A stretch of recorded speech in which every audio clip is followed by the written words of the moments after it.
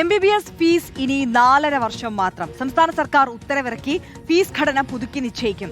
NMC മാർഗനിർദ്ദേശം അനുസരിച്ചാണ് തീരുമാനം. ഗോപാൽ ശിലാസനൽ വിവരങ്ങൾ നൽകും. ഗോപാൽ, ദീർഘകാലമായി വിദ്യാർത്ഥികളുടെ അടക്കം ഭാഗത്തു നിന്നുള്ള ഒരു വലിയ ആവശ്യമായിരുന്നു. അതിനെന്തായാലും ഔദ്യോഗിക രൂപമായിരിക്കുന്നു അല്ലേ?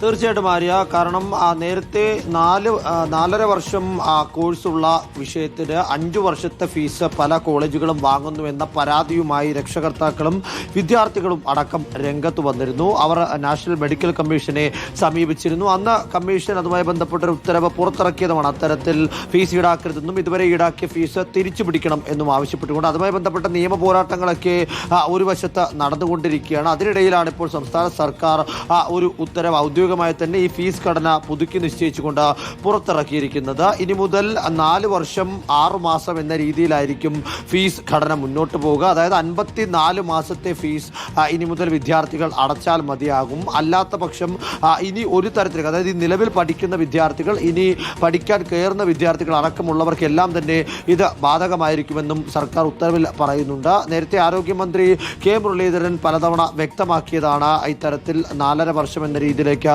ഫീസ് പുനർനിശ്ചയിക്കുമെന്നുള്ളത്. അതുമായി ബന്ധപ്പെട്ട് സെക്രട്ടേറിയറ്റിലെ വിദ്യാർത്ഥികളും രക്ഷകർത്താക്കളുമായി അടക്കം അദ്ദേഹം കൂടിക്കാഴ്ച നടത്തുകയും ചെയ്തിരുന്നു. അതിന്റെ തുടർച്ച എന്നോണമാണ് ഇപ്പോൾ ഈ തീരുമാനമുണ്ടായിരിക്കുന്നത്. അതേസമയം തന്നെ നേരത്തെ ഈ പരാതിയുമായി ബന്ധപ്പെട്ട്, അതായത് നൽകിയ ഫീസ് മടക്കി നൽകണം എന്നാവശ്യപ്പെട്ട് നൽകിയ ഹർജിയിന്മേൽ ആ കോടതി വിധി വന്നതിന് ശേഷം മാത്രമായിരിക്കും തുടർ നടപടി എന്ന കാര്യം കൂടി ഈ സർക്കാർ ഉത്തരവിൽ വ്യക്തമാക്കുന്നുണ്ട്. ഓക്കെ, ഗോപാൽ ശിലാസനിലാണ് വിവരങ്ങൾ.